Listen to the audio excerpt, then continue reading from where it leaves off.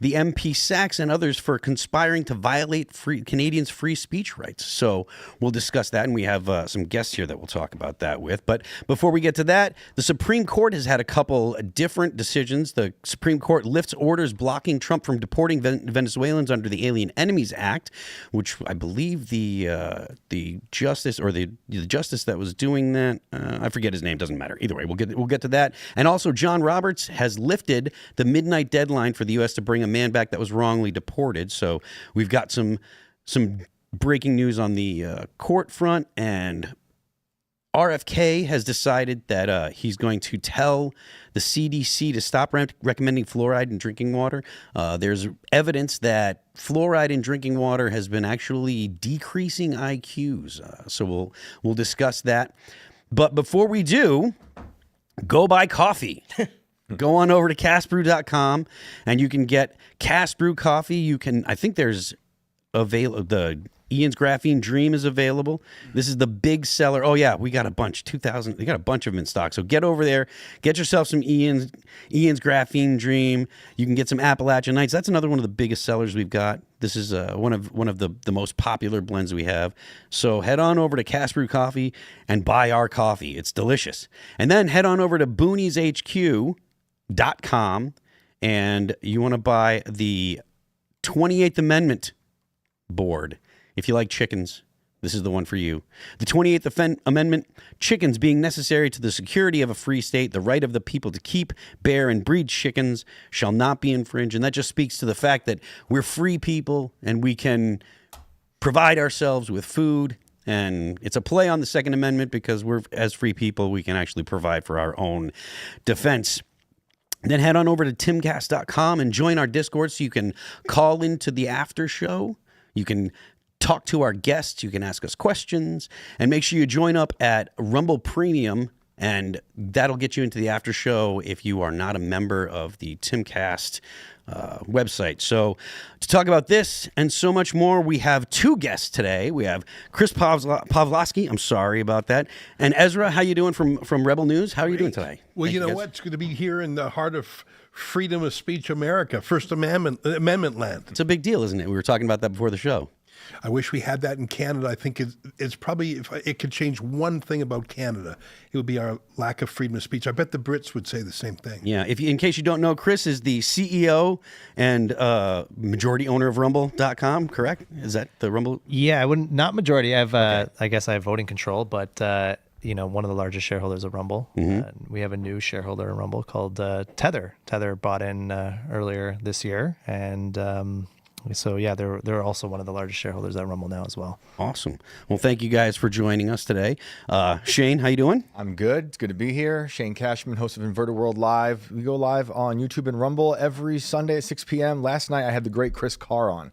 We talked about the CIA allegedly remote viewing the Ark of the Covenant and Mars from 1 million years ago. So check that out. What's up, Brett? What's going on, guys? Brett here. Pop Culture Crisis, Monday through Friday, 3 p.m. Eastern Standard Time, but we got a lot to get into. Let's do it. All right, so the BBC reports Donald Trump has threatened China with an additional tariff of 50% on goods imported to the U.S. if it does not withdraw a countermeasure as global markets tumbled for a third day.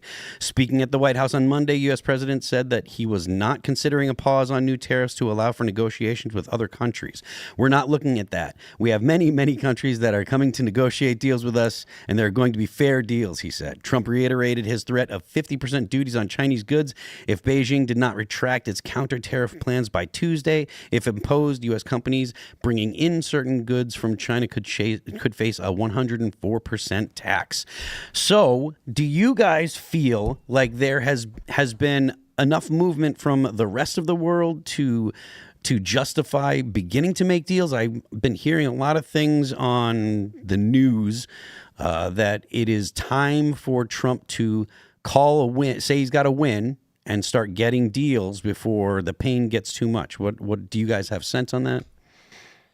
Well, I think Trump is a master of getting the other guy to blink. I don't know him as well. I mean, look, I'm a foreigner, and I know from the Canadian point of view, he's put terror in the political class in Canada. by the way, I think that's boosted the fortunes of Canada's Liberal Party, which is not something I think Trump wants for the long term. But look, there's a volatility about him, and you can see the countries that want to mitigate that. Taiwan, Israel, a lot of countries are saying, we don't need to, we know how the story can end. Let's just fix it right now. I don't know. I'm hopeful. I'm hopeful that he knows what he's doing because it's pretty radical.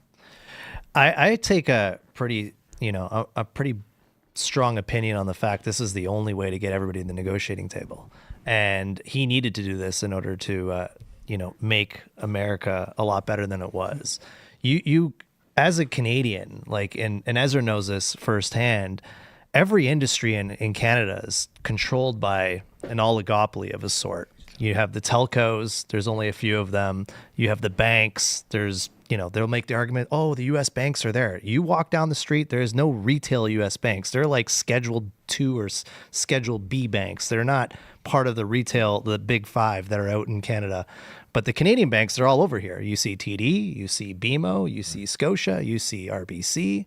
They're all in the United States. But the U.S. banks are not, if you're in the retail crowd in Canada, you're not going to be getting a debit card from any of those U.S. banks in Canada.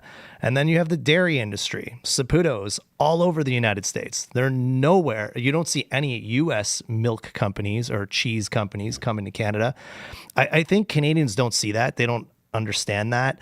And in order to drive everybody to the negotiating table, you have to do what Trump did. I think it's brilliant. I think it's the right move. I think if you're in the interest of America, that's the right move. You want to make a better deal with every single country out there because markets like Canada are closed to a very large extent, from telcos to media to banking. There's no healthcare system that's owned by the government. Even as small as dairy, well, not small, but even the dairy industry and the food industry is so regulated in Canada. U.S. companies aren't there, so this gives the opportunity for America to make better deals for the American people, and I think it brings a lot back home to America. It's good for America. It's not so good for the rest of the world, and not so good for the very rich. I have a question then. So you said, do more countries need to come to the table before they start negotiating? Is that something he's looking to do all at once, or is it not something that they can handle one country at a time, one negotiation at a time? From what I can gather, he's not looking to do things individually. He's looking to get a bunch of countries to the table. And actually, we've got a bit of audio and video from Scott Bessette, the Secretary of the Treasury. He was on Fox News, and we'll go ahead and play that now. Let me jump this thing up. And Larry, I can tell you that there are 50, 60, maybe almost 70 countries now who have approached us. So it's going to be a busy April, May, maybe into June. And Japan is a very important military ally. They're a very important economic ally. And the U.S. has a lot of history with them. So I would expect that Japan's going to get priority just because they came forward very quickly. But it's going to be very busy. And if President Trump, again, gave himself maximum negotiating leverage, and just when he achieved the maximum leverage, he's willing to start talking. yeah, and so apparently Netanyahu was at the White House today talking about the tariffs as well. I believe they've decided that they're going to go 0 for 0, but I don't get the sense that they're looking to do it piecemeal. I think that because of the U.S. relationship with Israel, they typically have a very close relationship. So I think because of that, they might have made an exception for Israel. They make exceptions for Israel all the time. So I don't think that that's representative of how the Trump administration wants to act more broadly. And he believes with large-scale leverage right now that he has the ability to do this, which is why I think the media, at least the corporate media, is working so hard to put pressure on them by announcing the downturn in the stock market and all these things, because it's bad for globalist interests. Yeah, I mean, if you look at I don't have it here, but if you look at the results or the days numbers from most of the stock markets globally, they were mostly down by 5-10%, whereas the United States is like the only country that's flat. And I think that has a lot to do with the administration talking about a 90-day pause coming possibly. You know, the whole buy the news or, you know, buy the rumor, sell the news kind of thing is probably why they actually had the day that they did.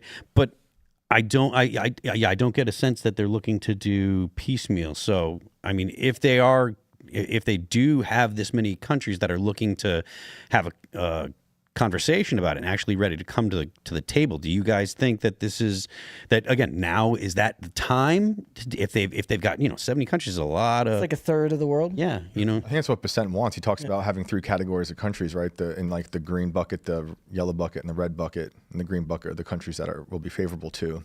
Red bucket would be something like China.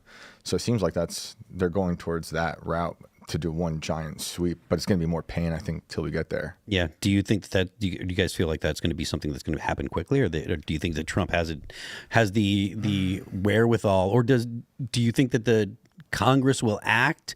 Because technically, the president doesn't actually even have the authority to do this. This is the justification that he's using to actually have these tariffs or implement these tariffs is a little specious. Congress is who is supposed to make add tariffs if there are, and Congress is threatened to act. And I'm wondering, considering the influence that the people with money have on the government in the United States, the people that are hurting the most are the people that have stocks, and as opposed to Gen Z, who doesn't really have a lot of skin in this game. It's okay, boomers. You're just gonna have to cut back on the avocado toast.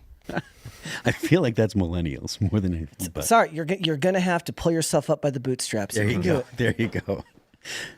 It's interesting that the administration sounds like they're being very receptive to Japan.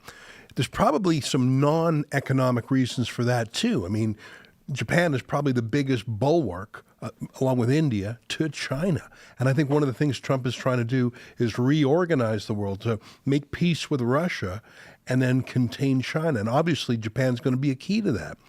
I think of Canada, too, because believe it or not, the Canada-U.S. trade relationship is even bigger. I mean, you might not think of it that way, but it is. Yeah. And it's also a very free trade agreement. Trouble is, in Canada right now, there's an election campaign on.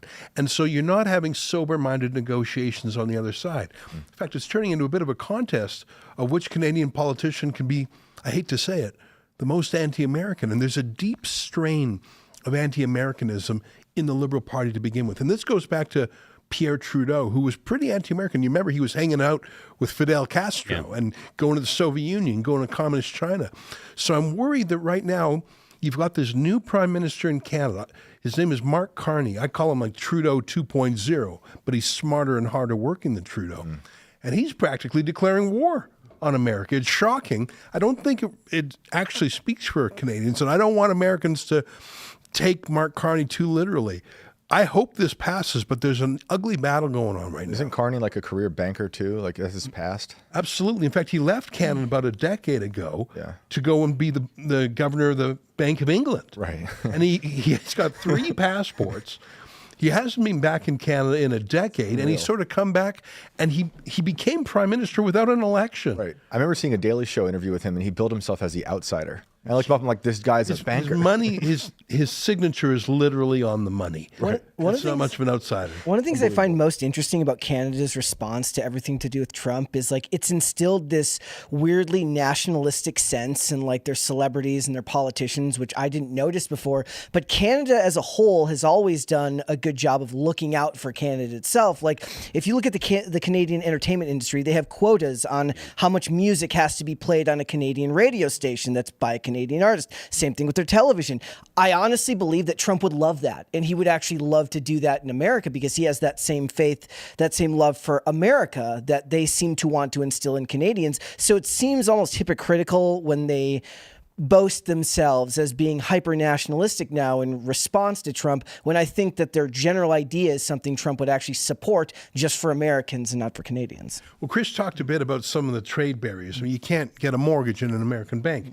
you can't get a T-Mobile or you can't get a U.S. cell phone contract, which we need badly because in Canada we pay some of the highest cell phone data rates in the world. We have huge protectionism for certain kinds of agriculture, dairy, poultry, eggs. And you might think, who cares? Well, that doubles or more the price of those things. It hurts poor Canadians the most. My hope is that some of the things that irritate Trump, that he's trying to negotiate away, are things Canada should get rid of anyways. I want more competition in the banking sector. I want more cell phone companies to bring down the rates. And I don't think that we should have double the price for food. If you want to talk about what helps working people, get the cost of food and fuel down. So I'm hoping that one of the takeaways, one of the end games here is that Canada removes and you know what? One thing that Trump talks about a lot, Canada has one of the lowest expenditures on military, ranked by our GDP, in all of NATO. You know, that balloon, it came over Canada before it went to the States. We didn't take it down. I don't know if we even could. I think Trump is right when we say Canada's been having a free ride. Now, it hurts Canadians to hear that. But Canada should do that for our own reasons. Forget about Trump. Canada should get more grown up about those things. The military spending in Canada and what Canada's military actually looks like in reality has been a topic that we've discussed a couple times here.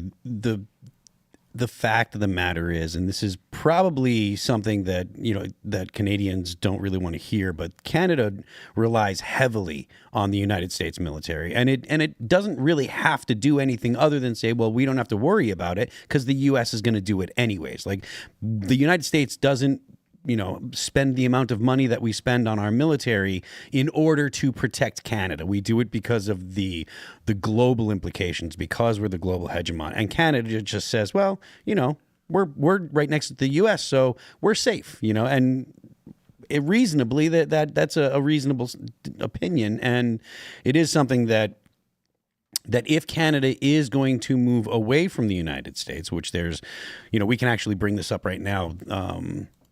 Canada says its friendship with the U.S. is over now, and I don't understand what it is that they're thinking is actually over. But this is from Politico. It's over. After a century and a half of building an economic and military partnership that survived 2 world wars, the Great Depression, the Cold War, and the 9/11 attacks, the United States and Canada are breaking up. So said Prime Minister Mark Carney in a national televised address to 41 million Canadian citizens from Parliament Hill last week. And it is almost all because of President Donald Trump's tariffs. The old relationship we had with the United States, based on deepening integration of our economies and tight security and military cooperation, is over, Carney declared on March 27. We must fundamentally reimagine our economy. We will need to ensure that Canada can succeed in a drastically different world. To me, and again, I don't want to sound condescending, but that sounds like it's completely and totally just posturing, because Canada's proximity to the United States means that they will forever have the ability to rely on the United States defense budget as its own defense budget to a great extent. And Canada is our biggest trading partner. So the idea that they can just say, well, we're not going to anymore because we don't like your president, I think that's a little outside of what you could consider reasonable. Yeah, and just to add salt to the wound, I think like only a week or 2 weeks ago, China imposed agriculture tariffs on Canada of 100%. Did they? Wow. And Carney, I don't think Carney made even a comment. Even said a word about it. No one has in the Canadian, any of the Canadian politicians for that matter. So it's in a direct assault to the United States all the time right now for political purposes.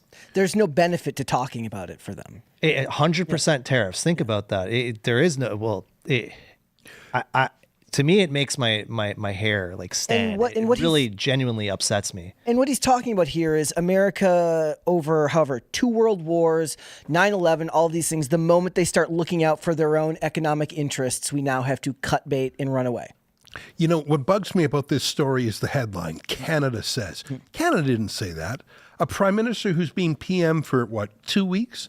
And like I say, he's been away from Canada for a decade. Yeah. What did Mark Carney, and I know most of your viewers have never even heard that name before, because he just sort of showed up, and now he's speaking on behalf of all Canadians. I'm saying our century and a half alliance is over. Who the hell are you? Do you think having a Trudeau 2.0 will do to Canada what Biden did to this country and turn the population against it? Worse, because Trudeau 2.0 is smarter than Trudeau 2.1, 1.0. Right. But the thing is, who was this Mark Carney? He was the chairman of something called Brookfield Capital, which is like a mini BlackRock. Once you know that, and once you study what Mark Carney did for a decade, this starts to make sense. Chris was onto something when he said China just put 100% tariff on Canada, and Carney hasn't said a word. Mark Carney, Canada's new prime minister, I'm talking weeks ago, took out an enormous $250 million loan for BlackRock from the Chinese government. He's met with President Xi Jinping. He says China is the future. Carney has not actually sold off his holdings in Brookfield. It would be like Larry Fink, the CEO of BlackRock, decides to run for president but doesn't sell his stock. Are you operating as an oligarch, or are you operating as a president? That's the problem. This Mark Carney is so democratically illegitimate. Give me 30 more seconds on that. Sure, please. Like I say, he was chosen as the leader of the Liberals. How? He wasn't voted on by ordinary Canadians. The Liberal Party had an internal vote. They allowed non-citizens to vote. They allowed children as young as 14 to vote. Really? So you had 14-year-olds voting for Canada's new prime minister? Is that brand new? For the first time, 14-year-olds voting? I don't know how the Liberal Party did it for Trudeau, but believe me, I paid attention to this. Here's the crazy thing. 400,000 people registered to vote. Only 150,000 of them were verified. Who were the other 250,000? Wow. Like when you've got more than half of the votes spoiled, you can't trust the result. So you're saying we should conquer Canada? You know what?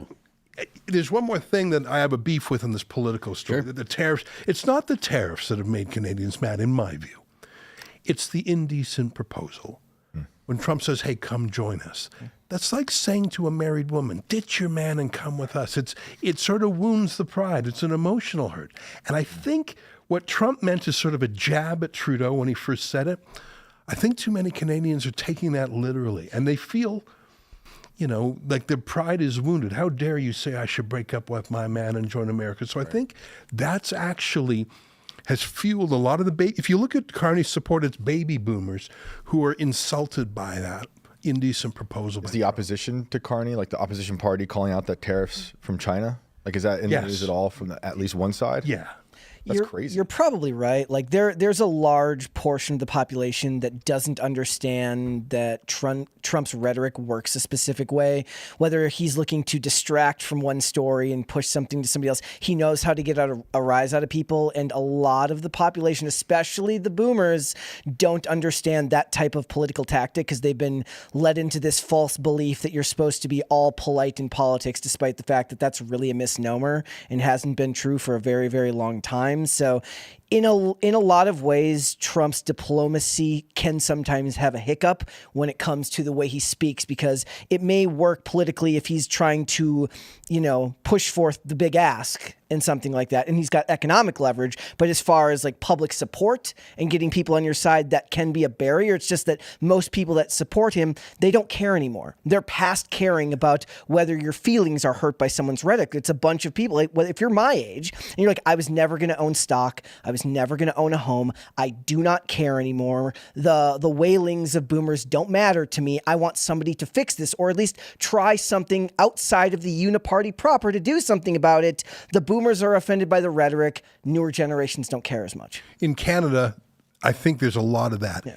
It's housing prices in Canada are twice what they are in America. Oh, wow. Try being a young person. You have no chance. Young people living with their folks until they're well into their 20s, even 30s, that is normal in Canada. Cost of living, and we've had mass migration. It's just depressed wages, pushed up housing. And so actually when Trump says, hey, become the cherished 51st state, I love how he always says cherished. Because when was the last time Ottawa said to certain Canadian provinces, we cherish you? Like Trump knows what he's doing. Young people were the most receptive to Trump's offer, young men in particular. And, let me just say this to my American friends. I don't think you want Canada's the 51st state. You're going to get another California in terms of the electoral college. It's going to vote Democrat. I don't know if you know this, but a quarter of our population speaks French, and they insist on bilingualism. Are you guys ready for that? So I would say, look, let's get past this quarrel. And there's actually, I think, Trump can get what he wants from Canada without a fight. He negotiated in the last USMCA trade deal the oil sands. I think that's really what Trump wants. He wants defense and he wants the oil. And I think he can get both of those things without, the 51st state business. What if we just give you guys California and we get the oil and the defense? You have to give him the entire West Coast. Yeah. You'd have to give him, because Washington and Oregon are not considerably better politically than in California. And to be honest with you, Southern California, whereas the politics in California are terrible, I don't feel comfortable giving up California because that is some beautiful, beautiful, And it's the beautiful cities. The land. cities in California are terrible. There's a Yeah. lot of red areas in California. We'll give San them Diego, Sacramento. you Yeah, know, we want to give them cities. Yeah. I'm not comfortable giving up San Diego. 29 Palms is out there. But go ahead. Throw something at you Sure, seriously. please. Give me 2 minutes about Sure. this. Why does Canada have such a big trade surplus with America? Why is Trump? He's mad about the trade surplus because we sell you oil. That's by far our largest export to you. Why? Because America still imports foreign oil. And my point is, it's better for you to buy Canadian oil, I call it ethical oil, rather than OPEC conflict oil. I mean, if you have to spend $50, $100 billion a year on oil from someone, don't give it to the Qataris. Don't give it to the Nigerians, the Venezuelans. Buy it from your friends in Canada. First of all, you don't need to station the U.S. Navy in the Persian Gulf to act as, Globocop. I mean, the U.S. spends $50 billion a year patrolling the Persian Gulf sea lanes. Yep. How about just build that Keystone XL pipeline and get the oil from Canada without a fuss? You'd save $50 billion a year just in your Pentagon. And if you wanted to still mess around in foreign affairs, you could do so electively. And all that dough, it could go to Canada, and then you could say, okay, Canada, we expect you to rejuvenate your military with this. I don't think Canada needs to fight with the States, and you put a tariff on that oil, it doesn't really make sense because you put tariffs on a factory. Okay, you get the factory to move to America. You put a tariff on Canada's oil sands. That's where all the oil is. You can't move the oil sands into America, so it's not really going to work. It's just going to increase the price to those American refineries. So I think you got to think of it like a real estate mogul. How would Donald Trump look at Canada with his America First real estate deal on? Like he's talking about Greenland in sort of the same way. But the real action is those Alberta oil sands. 170 billion barrels worth of oil. If you double the production of that and sell it to the States, you completely displace any other foreign oil imports to America. It's a 10 or 12 or $13 trillion deal, depending on the price of oil. 50 years, America doesn't have to buy any foreign oil from anyone else. Yeah. It's already free trade covered by the USMCA. I think that's the deal of the century. Bigger than Greenland. And there are a lot of people that are talking about the electrical output of China is going to, I think they're going to go up by I think it's going to triple or quadruple over the next 20 or so years. They're building a dam in China that's bigger than the Three Gorges dams, and the output of that, just this one dam, would be enough to power Germany.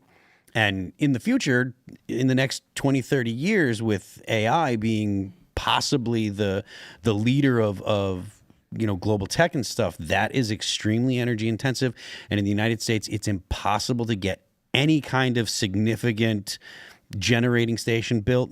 I've heard a lot of people talking about nuclear power, which I think is great, but you're still talking about 5 to 10 years if they just got rid of all the permitting and just rubber stamped everything and expedited everything. You're still not going to get any electricity out of a nuclear plant for at least 5 to 10 years. So Is that mostly because of red tape? Yeah, if I understand correctly. If you remove the red tape, how long does it take? I think that the construction is 5 years. So to actually build the necessary infrastructure to go and take care of a nuclear plant is like something like 5 years, and then with the red tape, I want to say it's like 10. But again, I'm not an expert. This is just what I've read. But even still, like the U.S. is lagging behind China when it comes to power generation. And Ezra, the stuff that you were talking about with oil production and stuff, that would be at least some help for actually generating power here, because we still do a lot of coal-fired plants and stuff in the U.S. and petroleum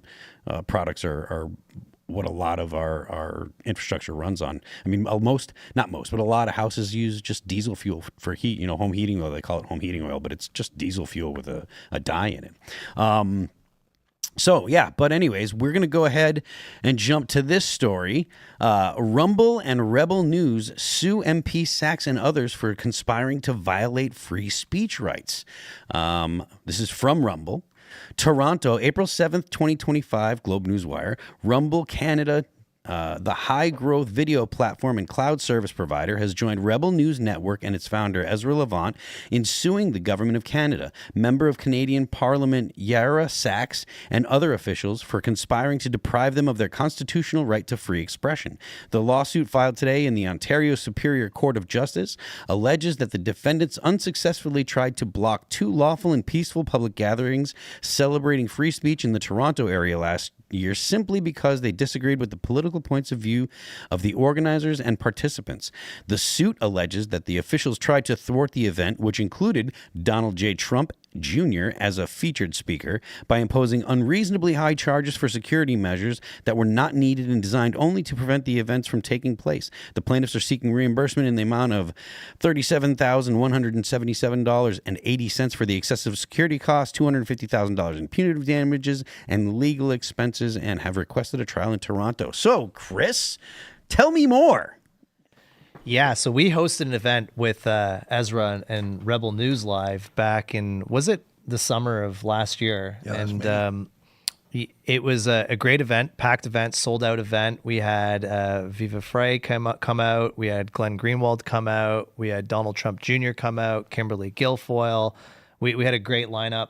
And it was really just, advocating free speech and promoting the Rumble shows. And it kind of dovetailed into the Rebel News Live event.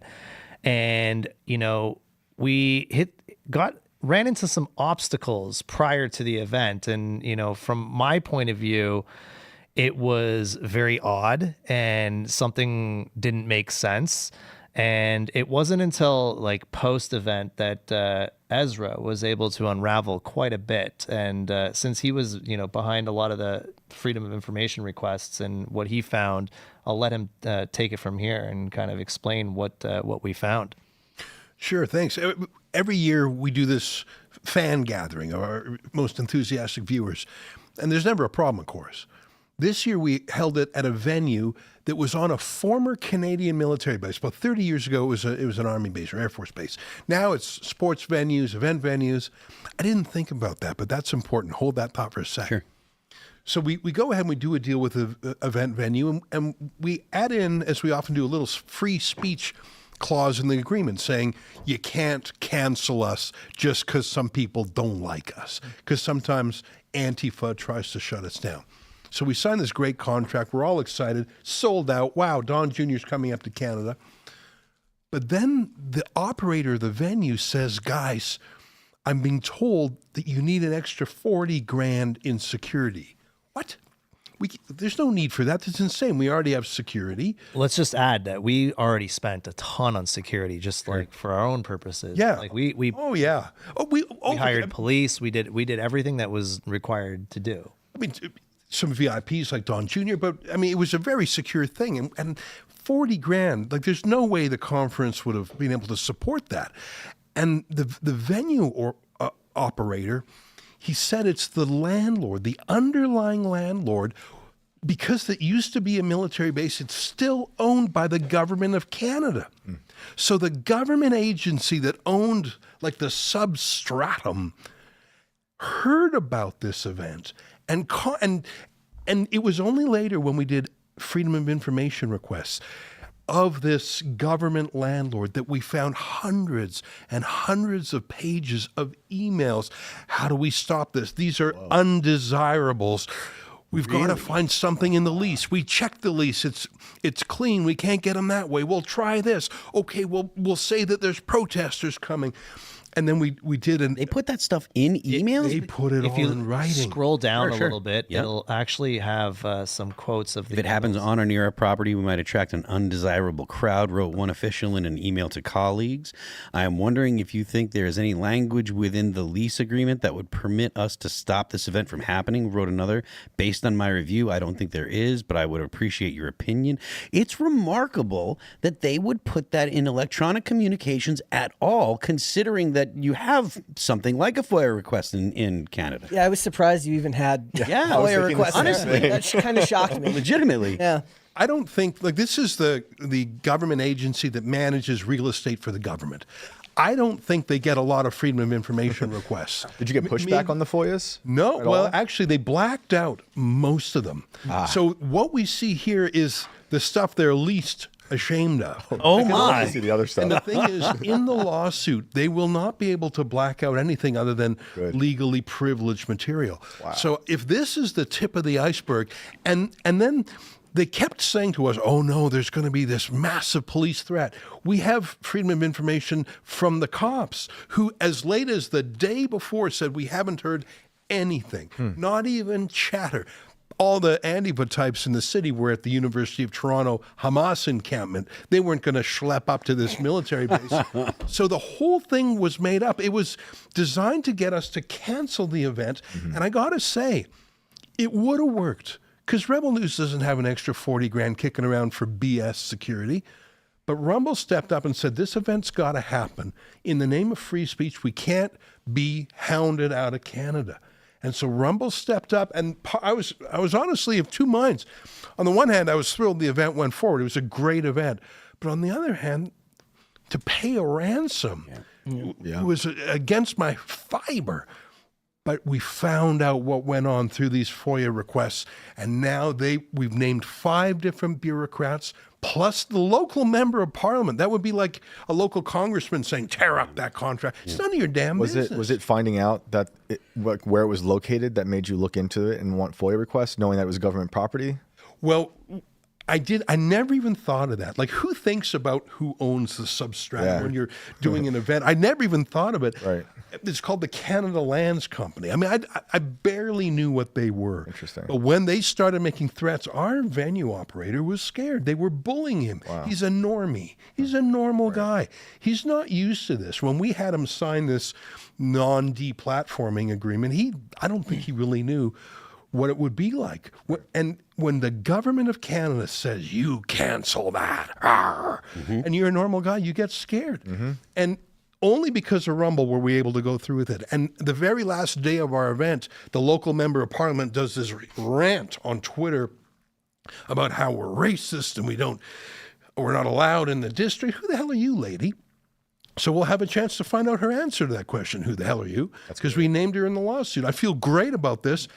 And I'm giving Chris a shout out because there's no way we would have had the means to do this on our own. And I know he's fighting for free speech in Brazil and in France and other semi-free countries. I just never would have thought but this is what I said earlier. We need the First Amendment in Canada. That's something that I want to touch on. But Chris, he mentioned that you've got multiple. I know about the one in Brazil, right? Because the Supreme Court of Brazil is coming down on Rumble because of people that you host, right? Yeah, so Alexander, the Supreme Court Justice, Alexander the guy that Moraes. dresses like he's from Star Wars. Yeah, he went and shut us down in Brazil completely because we didn't censor. It's actually, the story dates back many years ago, and we actually shut down Brazil and walked away from that market because they were telling us that we needed to take down creators, and we said no. So at that moment, we decided, all right, we're American. We're based in Sarasota. We're gonna follow American law, not Brazilian law. We're not gonna be subject to Chinese law or North Korean law or Russian law. Now, Glenn Greenwald, he does a lot of his content on Rumble, and he's in Brazil, correct? Yeah, but he broadcasts to an American audience. So this was the restriction they wanted us is to block in Brazil. Okay. Of which we did not comply. We ended up shutting down completely, and then they sent us a notice and they said, you're back. You're allowed back in Brazil. The notice that we sent you is now does not stand anymore. And it was with respect to one of the creators, Monarch. Didn't something like this happen with X in Brazil? Or Yes, yeah. They took a completely different approach. They're completely complying with the Brazilian government right now, whereas Elon withstood it for about a month and then caved and then ended up complying. What we ended up doing is they sent us a letter saying Monarch's allowed, like this old order that we sent you is no longer valid and no longer needed to be enforced. So we open up Brazil on Friday or Saturday morning. By Sunday night, we get another letter saying you need to shut down this guy now. It's a trap. And we already opened up, and we've already done this once. And this was like, we decided to sue them in a U.S. court. So we ended up filing for a TRO, an injunction in a U.S. court, and nevertheless, Justice Moraes still pushed through on his courts to shut us down at the telco level in Brazil. So we're completely inactive, and he's fining us daily, I believe, in the Brazilian market he wanted us to provide data. We're a U.S. company, to provide data to him about a user that's in the United States and he wanted all the data from that user in the United States and all the subscribers and people watching him from within the United States. Okay. And that's just totally not tolerable. I believe that same request went out and they fined X for that too. I don't know what X's approach was on that, but I know what our approach was. We're like, go pound sand, see you later. Yeah. We're not going to comply with this type of stuff. So that we've dealt with Brazil. We're dealing with the same thing in the courts of France as well. We're shut off in France, so we're not available in France. And the French story is ironic. 2 years ago, we had like every media organization write about how Rumble supports Russia and we're Russian puppets. And about a year ago, It's the standard line. yeah, that's the standard line, all the time.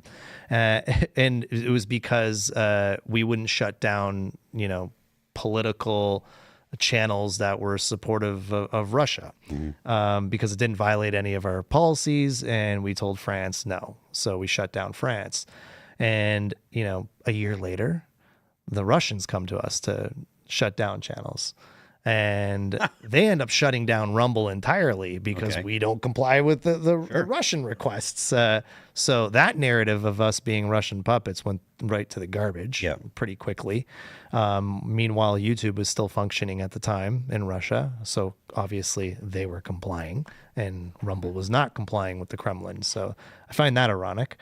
And then now, we've taken the battle to the Canadians up north with Rebel News. So we're pushing as much as we can. We've also done a lot of work here on the legal front in the United States. We fought Letitia James in New York State against one of her censorship bills, and we won that. And then she appealed it, and I haven't checked on the status of that. But What was the actual?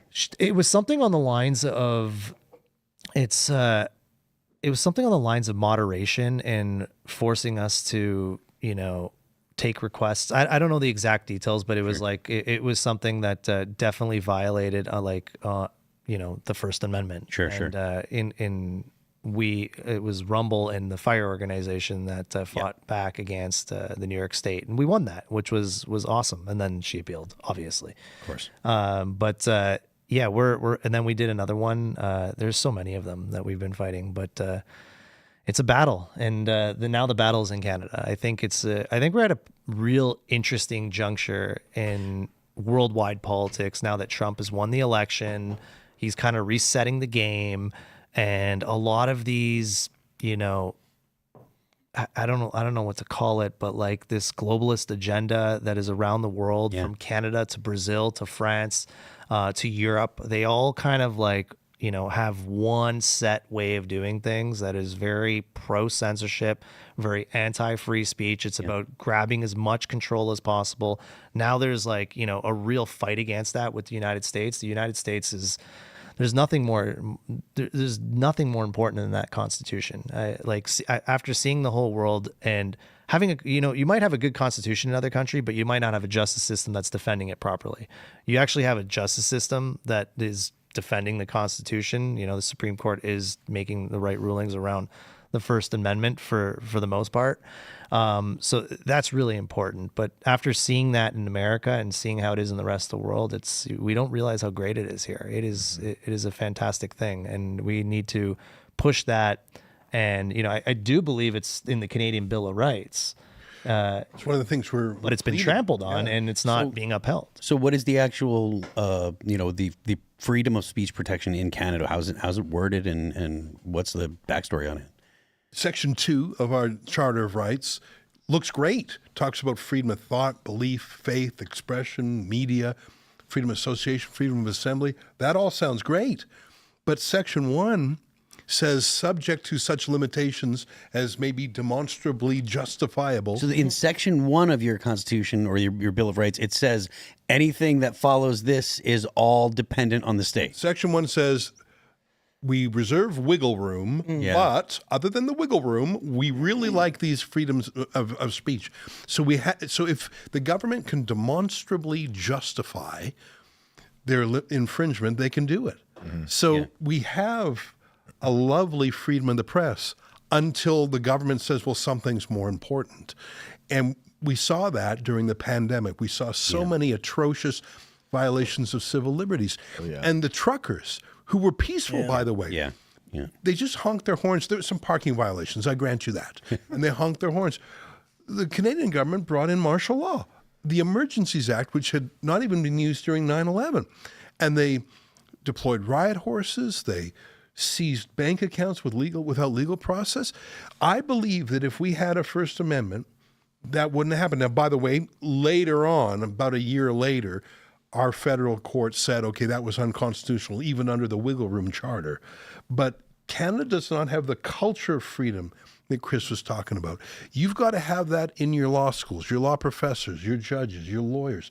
And it's such a battleground in America right now. Like, who is the boss? These district court judges or Donald Trump? Like that. But it's not just Donald Trump. It's Trump, the winner of the election. Or can any one of 600 district judges veto him? In some ways, that's more powerful than a Supreme Court judge because they got to work in packs of 9. Yeah. I mean, so to have that culture of freedom in your law is so important. And the bad guys have had a long march through the institutions. Yeah. I mean, the articulation in the First Amendment in the United States where it says Congress shall make no law, that is impactful. And I think that most Americans don't think about how important that language is because it's our Constitution puts the people before the government. And I don't know that I'm not familiar enough with other countries to say whether or not that's the case, but it sounds clearly like in Canada, the government gave itself room to violate whatever laws and rulings it wanted right in the first clause. And in the U.S., like I said, it says Congress shall make no law. And that language is extremely important. And the Patriot Act did a lot of damage to us as well. Well, there's times where, yes, I agree completely. And there's times where we've fallen short, but we have generally been pretty good about correcting the errors as well. That's another thing that I think that, again, this is not in any way trying to say that any of the violations of our Constitution are okay, but by and large, we've been pretty good about correcting them. There's a couple things that jumped to the top of my mind that they haven't managed to fix yet here in the U.S. Like, for instance, civil asset forfeiture that goes against the due process clause. The government can just take your stuff and say, well, we think that you're in the business of dealing drugs or whatever, so we're going to take your stuff. And then instead of actually having a court case against you, they have a court case against your inanimate object stuff. If you're traveling with cash, well, we can just take this. And so that's one of the more egregious things, but there really are only a few that don't get corrected. And we've had some significant fights. I think of Skokie, Illinois, the Supreme Court saying that it's acceptable for Nazis to demonstrate in a mostly Jewish town, which is, I'm not sure that would stand today, in the United States. And I know that it wouldn't stand anywhere else in the world. But those kind of precedents, they matter here in the U.S. And like you said, it does speak to the culture that we have here. I do think that there was a concerted effort after the Patriot Act was passed to remove that culture, not just in the institutions, but amongst the citizenry, to get them, what was the saying was always like, well, if you're not doing anything wrong, what the heck are you worried about? And that was something that was instilled in, whether it was millennials, for the sake of safety, and their parents and Gen X, that they wanted you to believe that, in the name of safety, getting rid of those founding principles is okay because we're the government, we're not going to abuse it. And that's something that I think they underestimated, just how much the love of those beliefs truly did run in the country. I hate that phrase because they always redefine what's wrong. Yeah, well, exactly. They always move the goalposts. And I remember seeing the breakdown in Canada with free expression during the compelled speech argument. That was insane. What was that, Bill C-16 or something? 17. Yeah, it's crazy. How was that, dealing with that? Well, that's getting worse than ever. Really? And now judges are being trained in that. So once the judges are being trained with that ideology, how do you even have a fair hearing? Well, the institutions are captured. Can I tell you one of the things I love about America? Of course. It's a 1971 court case. And in some ways, it feels like the apex of freedom of speech. I'm going to swear here. There was a fellow who went into a court in California with a shirt that said, "Fuck the draft." And he was found in contempt, and it went all the way up to the Supreme Court. And the Supreme Court said, one man's profanity is another man's lyric. They said he needed to say the F word because that is what captured the depth of his emotions. He didn't want to say, "Ew, excuse me, I do object to the draft." He needed to say, "No, fuck the draft." Right. And imagine a Supreme Court saying no to a lower court. You must accept a man saying "fuck the draft" on his shirt. Like that is so far out there, but isn't that America? Yep. Ain't that America? What is the Canadian public's view on these types of things? Like as a whole, like what does the citizenry feel of these types of things? Do they care as much as Americans do? I'm afraid that Canadians probably think, well, we're more polite, so we would not accept that. Yeah. Well, that's a soft tyranny.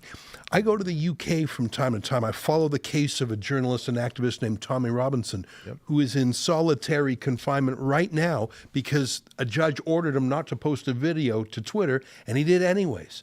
9 months in solitary. You're not supposed to spend 9 months in solitary. It'll drive you mad, which is what they're trying to do. I come back every time, and I say, when I go to the UK, it's like I've got this dystopian time machine. I can see our future if we don't correct the path. I say, well, we're 5 years down the road from the UK. Maybe Americans are 10. But I would, the cases that Chris talked about in Brazil, maybe there's no way an American would say, well, that's just like us. No, Brazil's hard to understand. They speak a foreign language. It's very far away. You probably don't know anyone from Brazil. But you know people from Canada. You probably know people from the UK. And I would say study that. Because I put it to you that the UK used to be wonderful for free speech, but it's eroding. And there's a bunch of reasons for that. The Times of London just did a study. On average, every day of the week, 30 people in the UK are arrested for something they do on social media. 30 a day. Evil. How far till America is there? We were talking about this a little bit before the show. And you mentioned, or someone mentioned, that it's possible that not even 30 people in Russia are arrested per day. In Russia. For social media. Social media posts. I wouldn't be surprised. The UK, look, they've got some real issues of race. Now, granted, in Russia, Putin kills people, so it's not to say that Russia's better than the UK. The UK doesn't, people doesn't poison themselves. I thought. No, I don't believe it. I think Putin's actually the culprit behind that stuff. But it does speak to the UK may be softer in its punishment, but it's not more lenient to people that break the rules. If there was a Russian named, I don't know what the Russian of Tommy Robinson, but if there's a Russian Tommy Robinson, a journalist sentenced to 9 months solitary confinement for putting a video on social media, I think he would be championed by Western civil rights groups, no? Amnesty International, the like. Why did we turn a blind eye to him? But you don't have to pick Tommy Robinson. I mentioned 30 a day. Douglas Murray is spot on in the UK. He says that there's some massive problems because of race and mass immigration, and they have a phenomenon there called rape gangs that I don't want to talk about at length now. Douglas Murray says it's very difficult to talk about those primary problems, to fix those primary problems. So the government prefers the secondary problem of people being rude and people being mean on social media. It's easier to arrest someone who talks about a rape gang than to stop the rape gang. And Douglas Murray is right. If I understand correctly, there are problems with policing the rape gangs because they're afraid of being called racist. And some of the rape gangs have been in operation for upwards of a decade. Is my understanding correct? It is. There's a city called Rotherham, about 100,000 people, depends on how you measure the city, 100,000. So there's 50,000 women in that town. And then do the math, how many women between a certain age? 1,400 girls were raped in that town. 1,400. And they kept it under wraps for years. And later there was a government inquiry. How the hell did this go unreported? And if you look, I read the report. You can find it online. Just type in Rotherham, Rotherham, inquiry. Again and again, the nurses, the social workers, the police, they all said, I was afraid I would be called racist because 80% of the rapists were Pakistani Muslim men, and the girls were white working class girls. So it was the perfect storm of political correctness. If you complained about it, you would be called racist. And so they didn't complain, and thousands of girls were turned over to these rape gangs for years. And you know how what they're doing about that now is they're working with Netflix to make the show Adolescence available for everyone to watch there, despite the fact that it's taking one very specific issue and making it about something completely different, mainly what they call incels. And that is rife with problems of its own. A 13-year-old kid is the subject of the show, and they're calling him an incel. A 13-year-old kid has no business being, having sexual intercourse in the first place. Incel means involuntary celibacy. You should not be even hoisting that phrase on a kid, first of all. And second of all, the kid was, in the story, the kid was being bullied by the girl that he killed. So she was bullying the kid mercilessly. That has nothing to do. You avoided the central fact. It's based on a black killer, and they made him white in the Netflix. The creator of the show didn't specify any one incident, so that's not necessarily true. But you're right, but you're not right. But the point is that Keir Starmer is making this a huge part of like what's going on in Britain right now. Literally prescribed this. Exactly. And what you're saying is that you're saying that they're focusing on one thing when what they should actually be focusing on is something else. They're distracting you with this when the problem is something much, much different, much more easily defined, but much, much harder to talk about. Yeah, it's tough over there, and there was a horrific stabbing in a town called Southport. Someone went it was a Taylor Swift themed party for young girls. He went in and stabbed and stabbed and stabbed, and it led to race riots. Yes. And Keir Starmer, the Prime Minister, who used to be the Chief Prosecutor of the UK, set up 24-hour-a-day courts to pack through as many people as possible. No, I'm not talking about the stabber. I'm talking about people who talked about it on social media. And he was sentencing people to 2 years in prison for having a bigoted reaction to this stabbing by a Muslim convert. You're not solving the original problem. You're trying to mask it. That's why I call it a dystopian time machine. Yeah. Look what's happening there and think, do I see the trend over here? I feel it in Canada. I can only imagine the places you deal with, how far it is down the line. Canada's a interesting place. To answer your question a little earlier, I think there's a good base of Canadians that think very similarly to Americans. I would say like 20%. But when I start watching the political discourse in Canada now during this election that's coming up, and watching like the Conservative Party and then watching the Liberal Party and having a tough time knowing the difference, makes me think maybe it's not 20%. I don't know. But the trucker protests and all the previous things that have happened in Canada over the last 4 or 5 years, I think it's a good 15 to 20%. Ezra, what would you say? and it depends on the region. I'm originally from the West, from Alberta, which is sort of the Texas of Canada, and it's very free loving. The provincial motto is strong and free. Other parts of Canada, not so much. I mean, I just wish we had more of that rebellious nature, that revolutionary passion. But remember that when you had your revolution, people who sided with the king, they moved north. They were called United Empire Loyalists. So there is a bit of a history of Canada being a little more submissive, a little more obedient. And by the way, it's led to a wonderful country. Canada is a pretty great place.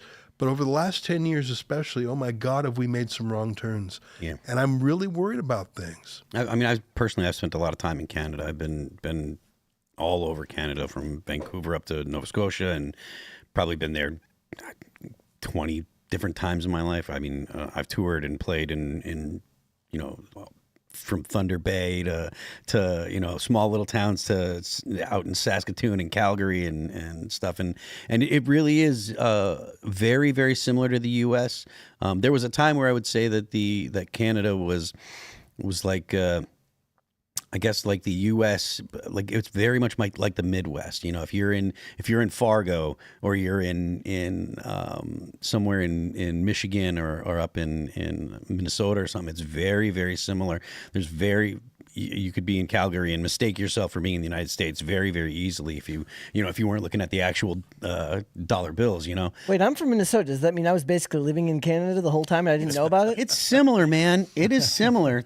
There's my slur for Canadians, by the way, was frostback. If you're wondering, that is a great, I'm not saying you should call them that, but that's my slur for Canadians. That's a great word. But it's true. Like Canada, it really is a great country, and it's a lot of fun, and the people are great and stuff. And it does, it is really rough to see things like, being so, deciding that freedom is not important. And that's kind of the way. There was a time where people would say, "Oh, well, it's for safety, et cetera." And I think that me and Shane talked about this on the show a couple days ago. One of the things that COVID did, without saying, I mean, I hate to say that it actually did anything good. You know how I feel. But it really did wake a lot of people up. There are far more people that are skeptical of the government. And I think this is probably globally, but definitely in the U.S. and I assume it's the same in Canada, that people are far more skeptical of the government. And there are more people that are like, you know what? No, it's really important that we speak our minds, especially when the government says we shouldn't. And I do think that I speak to my friends that are international, and whereas there was a time when they would look at me and some of my friends and be like, oh, you guys are kind of gun nuts and blah, blah, blah. And there are a lot more people internationally that are far less critical of our Second Amendment now because of the way that some other countries have behaved.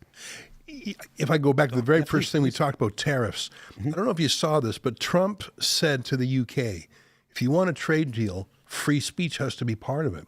And if you remember when Keir Starmer, the British PM, met with Trump in the Oval Office, J.D. Vance said, hey, you're not respecting freedom of speech, sort of put Starmer on the back foot a bit.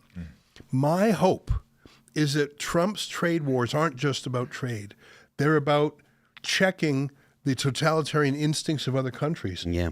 And I'd be very interested in what Chris thinks about Zuckerberg. Because remember when he sort of had his conversion, if you remember his public sort of statement where he said he was going to lay off the fact checkers, where he said he was going to allow misgendering and other things. Yeah. There was one thing I remember him saying that really perked my ears up. He said they were going to stand for freedom, not just in America, but Chris, he said in other countries with the help of the State Department. Did you catch that part? So that told me, because like you say, you operate in different countries, you got to follow those laws of those different countries. And Zuckerberg was really saying, I'm going to fight for freedom now, but I need the help of the State Department because a company cannot win a fight. Sure. In another jurisdiction. And so my prayer is that Donald Trump, with his audacious, take on the whole world at once attitude, that one of the things he leaves the world with is stronger freedom. If he did that, that would make him a great man of history. I don't know if you think that's going to happen, Chris. I can say unequivocally, there's not a single platform doing what we're doing outside of the United States, and it's not even close. Not X, not Facebook, not anybody. They are all capitulating to the other governments in a far, in a much more way than we are. Zuckerberg's rebrand felt like it was a fraud. It's still early. Let's hope, but it could be. It could be just for business interests. It could be for all kinds of different interests. But definitely, from my perspective, like from what I can see, it's like unequivocal that none of these platforms are. They're complying. They're complying with Moraes in Brazil. Like everyone is complying with Moraes in Brazil. They're paying their fines. They're complying with censorship requests. They're not doing anything. It's happening in Turkey. It's happening everywhere. On Rumble, we don't. Unless it violates our policy, we're not like, if it violates our policy, we're taking it down. But if it does not violate our policy, if it's political speech and it's just a perspective from someone else, that's not coming down. And like, we'll pull out of your country faster than we'll pull it down. We're not pulling it down. But no other platform is doing it, unfortunately. I still think it's early in terms of like the State Department to, let's say Meta or X or these other platforms to follow and follow the lead of the State Department and them putting pressure on governments to move a certain way. I still think it's early. So we can hope that things will change with these other platforms. As of right now, it has not happened. Do you have any? Do you feel like you're getting help from the State Department, or have you been in contact with anyone at State about these lawsuits and stuff? Like, I definitely feel like there's definitely a lot of help compared to what we've ever had. Great to hear. In terms of like them being concerned and in hearing what we have to say, like it's only been a couple months, right? And sure. They've listened to us. You've heard their public statements. They've made great public statements already. They've made even executive orders. In my opinion, I think up for the first 2 months, they've done quite a bit, and I'm very happy with what I'm seeing. And that's why I want to give it more time for these other companies before passing judgment on them.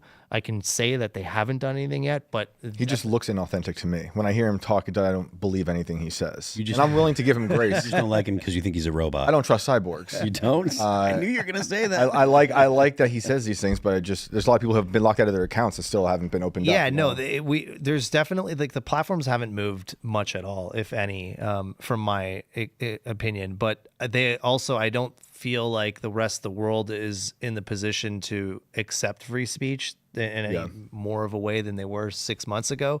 But I do see like the markings from this administration that are incredibly helpful for Rumble and for pushing free speech. Like there's been pressure with the Brazilian government. The U.S. embassy came out in defense. The Congress came out in their defense. Like that was awesome to see. Like the U.S., all the branches of the U.S. government were like, against any type of censorship by Brazil, and that's we didn't have that kind of air support back like a year ago. You have a platform of dissenting voices. That's usually a threat to all these companies, governments. To Ezra's point earlier, when he, we were talking about the person that owned the land that you were doing the stuff on. When the Canadian government, kind of leans in, it tends to move people because just the fact that the Canadian government is paying attention, like that matters. And I can only imagine, and you hear people talk about this when they actually have to go up against the U.S. government, the federal government of the United States of America, when they say things, countries move. Countries respond, because whether or not, whatever some politician says on TV and in a speech or whatever, that's one thing. But when someone from State Department actually calls to their counterpart in another country and says, it is the position of the United States that such and such, that has an impact. They don't have to threaten anything. Generally, they don't have to say, oh, we're going to hit you with sanctions or we're going to do this or blah, blah, blah. Just the United States State Department calling and saying, it is the position of the United States of America that such and such, that actually does produce results for a vast number of different topics. So, and that's all a company like Rumble wants, right? Yeah. Like we're not dependent. We don't want to be dependent on a government. We don't want to force the government to do anything. We just, like, when it comes to a specific value, like the First Amendment, say it out loud to the rest of the world. Yeah. And like, we'll try to expand in those markets where, that's appreciated. And unfortunately, it's not very appreciated in much of the world, but it's finally nice to have a government and an administration and power that's actually saying it out loud. Yeah. And that's all I can ask for. And there's a trade element to that too, because of course Rumble is not just a free speech principle; it's a company. Yes. And in Canada, a bill was moving through our Parliament until Parliament was dissolved, called the Online Harms Act, and it would have applied to Rumble and YouTube and Twitter and all these, and it would have required 24-hour takedown notices. Like if you didn't take something down within 24 hours, you would be subject to fines as much as 8% of your global revenues. Insane. Obviously, that's an attack on an American company. It's not just an attack on what's going on in Canada, but if they 8% fine based on your global revenues, how is that the business of the Canadian government to tax you on money you make in America? So I think there is a free speech nobility argument, but there's also, how many social media companies were created and started in Europe? I can't think of any. TikTok's in China, but the rest are American, really. Yeah. I mean, Rumble started in Canada. It's American headquarters now. And that is, it's sort of like the intellectual property. It's not just a noble idea, but it's the business of Hollywood. Mm-hmm. And so when America fights against counterfeits in China, it's a dollars and cents things too. We could probably see that clearly. But when Rumble fights for freedom in Brazil, it's about American prosperity. It's not just about free speech. That's what I like about Trump, is for the first time in years, you got an American president standing up and saying, we want some respect too. We want respect and prosperity. And because Biden let everyone in the world walk over him. And it was painful to watch as an America-ophile, just to see how this, it felt like an old warrior was tired, and it felt like a lion was running out of energy and the jackals were nipping it. And you say, lion, get up and roar. And the lion was sort of sickly. And now the lion's roaring at every damn thing, and people don't understand what it means. But it's a pleasure to see the jackals on the back foot. Yeah. So last week we had a friend of the show, and I'm sure you actually know who he is, Carl Benjamin from he's great. From the UK. Great guy. I consider him a friend. He's actually the guy that led me to Tim's podcast and stuff. I was watching Carl's stuff probably 10, 15 years ago. But he was here and we were talking about how the relationship with the UK, the United States, Canada, Australia, and New Zealand, how that really is special and important. Like the relationship of these 5 countries. We all kind of have the same genesis from the UK. And I think that on the global scale, the world is better when we remember the common ground that we have. And from my perspective, I look at the United States as the fulfillment of, I look at the United States Constitution as the fulfillment of what was started with the Magna Carta in, 500 years ago in the UK, or maybe 600 years, I'm not sure exactly. But anyways, we're all familiar with the Magna Carta. And it was the first time that subjects were said, no, made a statement, we're not subjects, and you actually have to listen to us. And that kind of idea then progressed and progressed and progressed through English common law. And then when the United States was formed, the Constitution that we wrote here really was the fulfillment of that promise. And I think that that's something that's valuable, not just to the United States, but to Canada and to the UK and to Australia and to New Zealand, to the countries that are brothers on planet Earth. And the more I hear people in Canada and the UK that speak about the principles that all come from England, they all come from English common law, the more I realize that those relationships are important. And there's something that, even though, now we've got a little bit of bickering back and forth between the US and Canada, I think that the Canadian Prime Minister, who was, who was installed, I think that he's ridiculous to even make that comment. And the idea that Canada should make a shift towards China, I think that's something that's not just a mistake for Canada, but it's also a mistake for the world. Because I think that the United States is the United States and Canada and England and Australia. I think that our relationship is so much deeper than just economics and trade deals. Yeah, but right now, I think a lot of people believe that. Oh yeah, but me. The liberal economic order has seen that the U.S. has been taken advantage of gratuitously, both militarily, economically, and the moment they try to push back on anything like that, suddenly it's not fair to look after your own self-interest. And you mentioned Biden, and it felt like America was being walked all over. That's gone on far longer than that. Like maybe there was a respite in 2016 when Trump was pushing back against NATO and the UN and all of these things.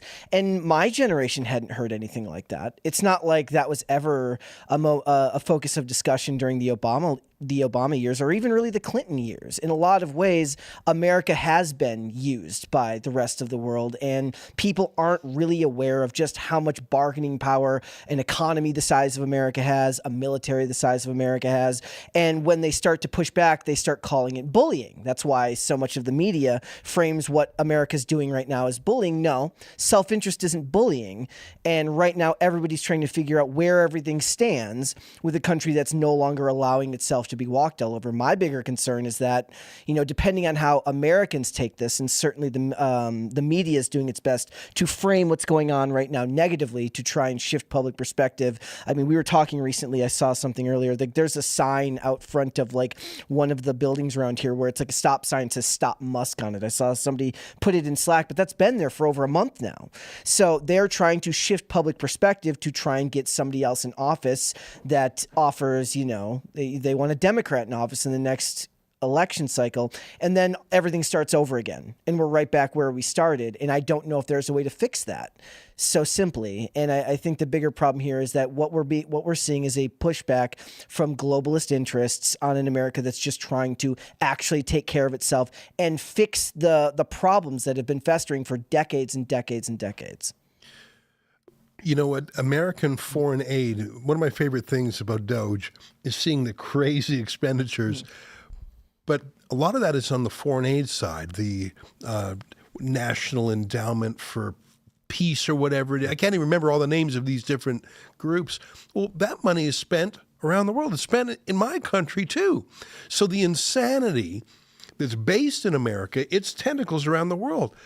Elon Musk explains how George Soros leverages, he puts in a little bit of his own dough, but he gets an enormous amount of money from the government for these NGOs. That has impacts in Canada, throughout Europe. One of my favorite things is how when these are shut down in America, suddenly the most insane projects around the world say we're out of dough. And what a pleasure that is. So the anger from those people is the death rattle of the money faucet being turned on. Oh, yeah. And suddenly we realized we were living with sort of a false consciousness. We thought, that was just part of the political landscape of Canada. Like, it's not even the third world. You're colonizing the politics of places like Canada, the UK, and France. And we didn't realize how much, maybe we felt surrounded by bad guys. Well, it was just the same NGOs from the same pocket. I don't know. I'm excited about paring that back. It's like cleaning the barnacles off a ship that's been at sea for decades, and suddenly the ship glides in the water so much more smoothly. Yeah, and the rest of the world will benefit from that too, I tell you. Why don't we jump to this story here? The Supreme Court lifts order blocking Trump from deporting Venezuelans under the Alien Enemies Act.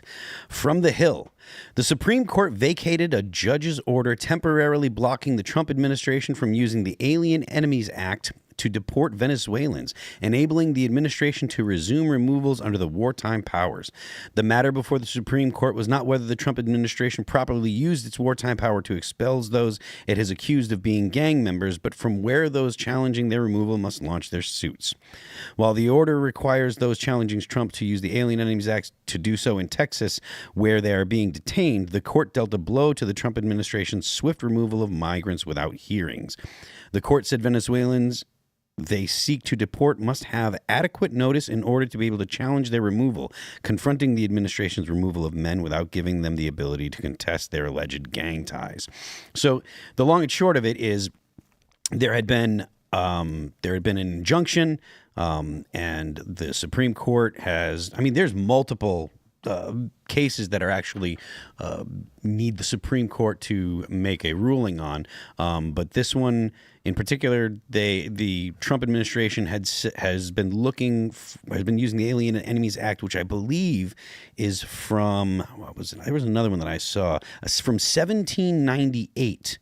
Reuters was saying the Supreme Court lets Trump pursue deportations under the 1798 law with limits. So this is an old law, and that was part of the reason why some in Congress and Democrats in Congress were kind of worked up about it. I personally think that whatever means the government can use to remove illegal aliens, I think is acceptable. They're here illegally. And whereas I understand there are due process questions, the only people that actually have a legitimate question about due process is people that are here searching for asylum. Now, I understand most of the people that have come here illegally, they've been instructed to go to find the nearest border guard or and tell them that you're looking for asylum. But that's illegal anyways. You're supposed to go to a normal port of entry and request asylum. You're also supposed to you're supposed to stop in the nearest safe country. Trump promised to use this law like multiple times on the campaign trail, and we should do like you're saying, whatever we can to get. We were invaded. Yeah, I mean, look, so man, we got to get rid of a lot of. Yeah, I'm of the opinion anything we can do to get rid of people that are here illegally, we should do.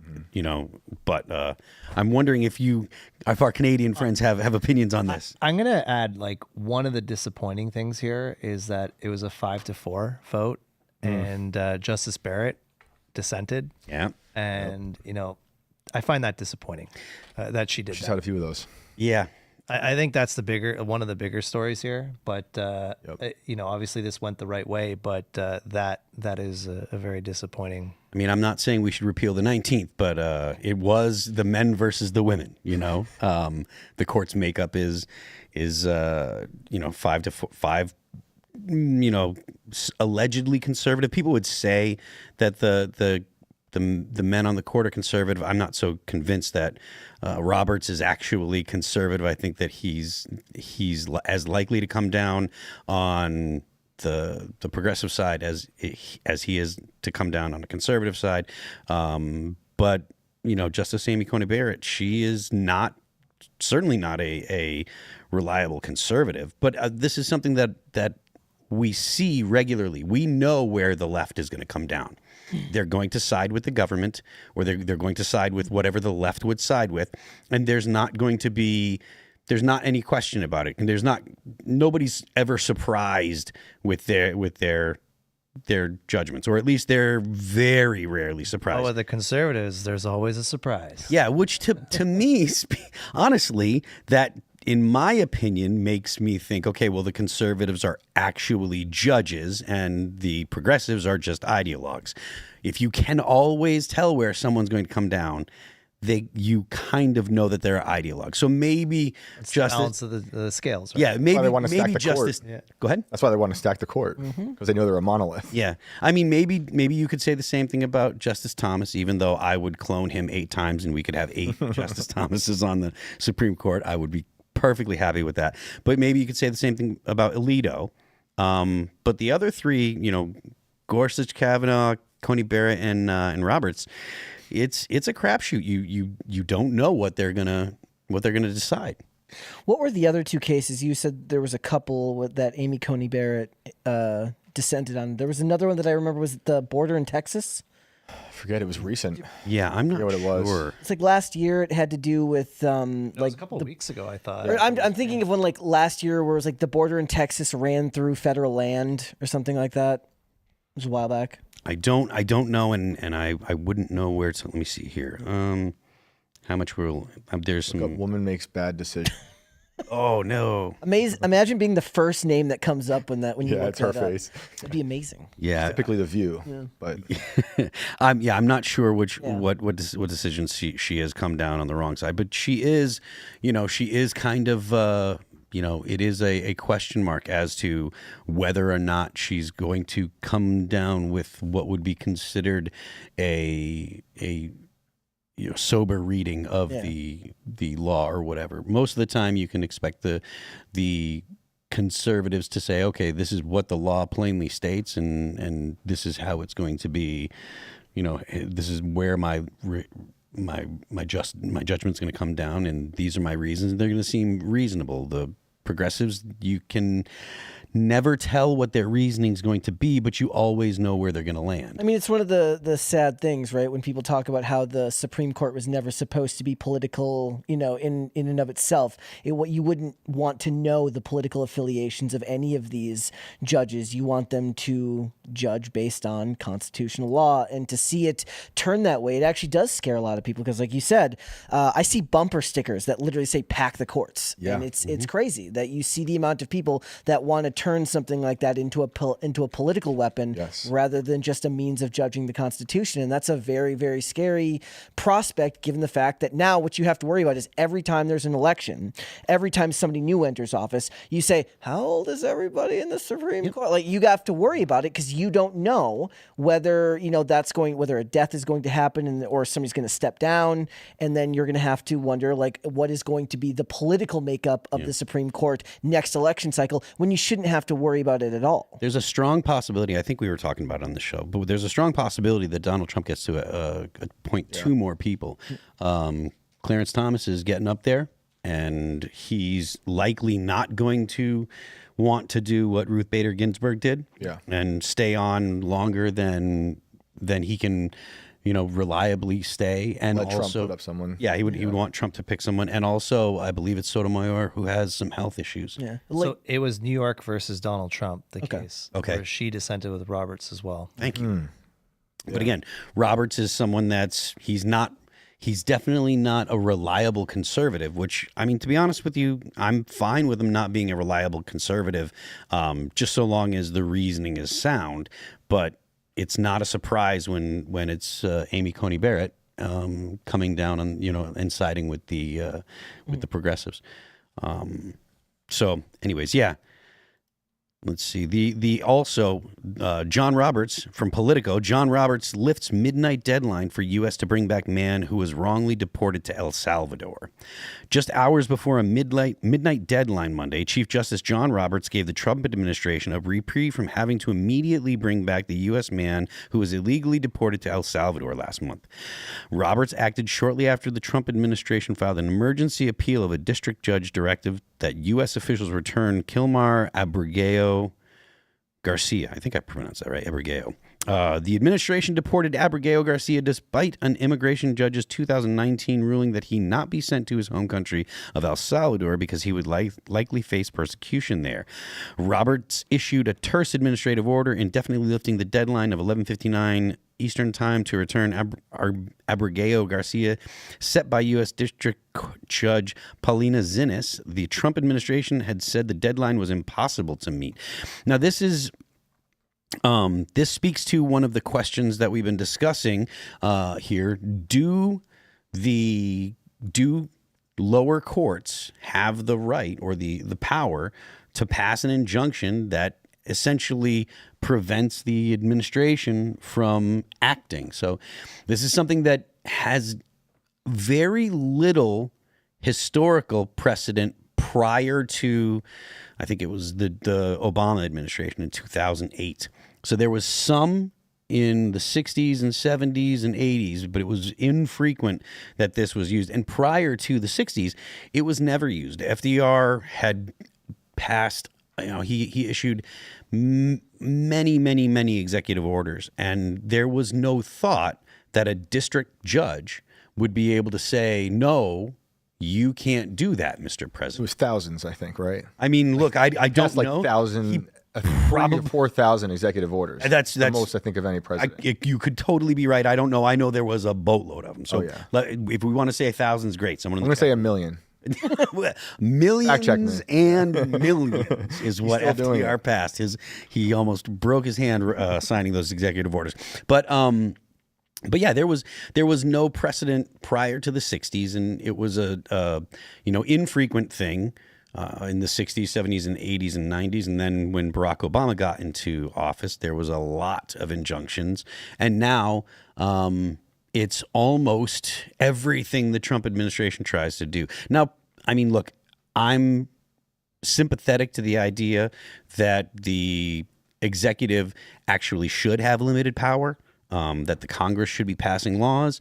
But the way that Congress works and behaves now, and the way that the presidency has become the action branch, I suppose you'd say, this is just the state that we're in, and that being the case, for the conservatives to say, well, we're going to try to do the constitutional thing and we're not going to try and do this stuff, then you're only allowing the left to exercise power, because Barack Obama had said it himself. He's like, I have a pen and a phone, and they're going to act when they have the opportunity. So I think that it is incumbent upon the Trump administration to act as expansively as possible until Congress steps in and says, no, you can't. Well, and you have to worry about that now, given, what happened in Wisconsin. They're already talking about we're going to be getting impeachment articles written up in 2026 or 2028, excuse me. Yeah, if there is a 2026. Democrat Congress, then they're going to try to impeach him again. So beyond just not getting anything done, they're also going to actively interfere. Yeah. Trouble is, if you have 1 million or 10 million or whatever, I've heard up to 30 million illegals, like an invasion, to quote you. You're going to have 1 million trials and 1 million appeals. No, you're not. It's not going to happen. And, you want to have some sort of rule of law. America is not a wild place. But if you are serious about getting this done, some of it will have to be done en masse. And folks who came in so evidently just strolling across the border, I don't know, I was just puttering with some math here. If there's 250 seats on any given airplane, you do 40 flights a day. That's basically a flight from every big city in America. That's still only 10,000 people a day. So let's say 3.5 million people a year. And that's not happening right now. Like, I'm impressed with what is happening. Oh, yeah. First of all, the invasion has been stopped. Yeah. First rule of holes when you're in one, stop digging. Okay, that's been achieved. But you've got to deport. Yep. And it's got to be done en masse. Here's an idea, and I'd like your feedback. And I say this as a foreigner, but I believe very much in borders. I believe that you should be able to keep out a non-citizen for any reason or no reason. It's your country. It's like your house. Mm-hmm. You can kick someone. You don't need a good reason to kick someone out of your house. It's your house. Mm-hmm. Some European countries, I think Sweden or Denmark, I forget which one has tried this. And I know it sounds offensive at first, but keep in mind how many planes you need to deport people. What if you said, here's 10 grand, get out and promise never to come back? Now that's a lot, 10 grand. For 10 million people, that's $100 billion. Well, hang on, that's a sliver of what that many illegals cost the country. Yeah. $100 billion, not even $1 trillion. I mean, shift the money over there from USAID. Let's do it. Even at 50 grand each, it's still only $500 billion. Isn't $100 billion, isn't that one B-2 bomber? I don't know. I mean, I think so. I think you need the carrot, but I think you need the stick, but also the carrot. And it sounds absurd that someone would self-deport, but you've got to, I mean, it is a time-limited thing we have here. And when I see stories like that, justice this, bring back the man from El Salvador, I think if that's how they're reacting to the first, is it even in the thousands? It's probably not in the tens of thousands. You got 10 million, 20 million folks. Your country has been overrun. Yep. And you have to think like that. So the Alien War Act or whatever of 1798, that probably fits a little bit better than some, dainty legal process from the 1970s. Our previous administration encouraged the invasion. I reported from Yuma, just a small sliver of the wall And when I was down there, this is during Biden, it's like soft TSA. People walk across the border, the TSA, the Border Patrol, gives them a tag for their luggage, water bottle, a ride to their headquarters, phone call to whoever they know in the country. If someone picks up and knows their name, flight to that place. And that's happening daily, not to mention all the fentanyl that's going across the border through the tunnels and drones. It's a whole industry. I don't know if you saw James O'Keefe's movie on that. I didn't know. It is an industry. There are NGOs, again, with your tax dollars just waiting, waiting with lawyers, waiting, and get them away from Texas, get them into the country. Not just NGOs, but the federal government itself. The Health and Human Services Department had a program called what was the program called? The Refugee Resettlement Program, and people were actually being shipped throughout the country specifically to purple states in the hopes that they would vote, that they would manage to get Social Security cards, which has now been proven to happen. So a year ago, I was talking about this particular plan, the Refugee Resettlement Plan, how the actual federal government was using taxpayer dollars. The Democrats were using taxpayer dollars to ship people throughout the country, and they were intending on doing two things. One, first, it's to get them into the census because the congressional districts are drawn up by the census. And additionally, those people were being given Social Security numbers, and they were being given driver's license, and they were being allowed to vote. Now, technically, it's illegal, but it was absolutely happening. And the goal with that was to change purple districts into blue districts. Let me give you a 60-second anecdote. Sure. I like to travel to other countries to see what it's like there. Let me tell you a very short story from the little village of Dundrum, Ireland. It's a village of 200 people. It's the prettiest place you ever see in your life. And there's one sort of hotel country club in town where everyone goes for their cycle of life events. Gorgeous. 200 people in the whole town. And then one day the hotel signs a deal with the federal government. It's not going to be a hotel and country club anymore. It's going to take 240 military-aged migrant men. So they shut down the tourism, shut down the social hub of the town, and in one fell swoop, the Irish are now a minority in Dundrum. That's Who are these men? How long are they staying? All this is secret. It's the most astonishing thing. And who's pushing for this? U.S.-funded NGOs. There's over 100,000 in this tiny island of Ireland with 5 million souls. And I say again, why is that interesting? Well, because sometimes they try out things over there that then they bring in over here. It's like they did to Haiti.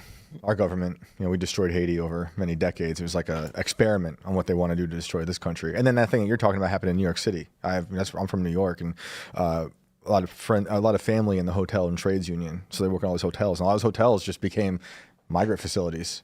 Totally insane. And then not to mention they were giving like debit cards to illegal immigrants as they showed up into New York City. Bananas. You're a hotel owner. You love it. You don't have to worry about reservations anymore. You got one client who always pays the bill. No dine and dash. You're set. Yeah. It's crazy. All right, we're going to go to Super Chats. So smash that like button, share the show with all your friends, and become a member at rumble.com/Timcast. Let's see here. Lurch685 says, buy the dip, baby, MAGA. The response to that, I think, is with what? That's the response you're getting from most young people, at least. Let's see.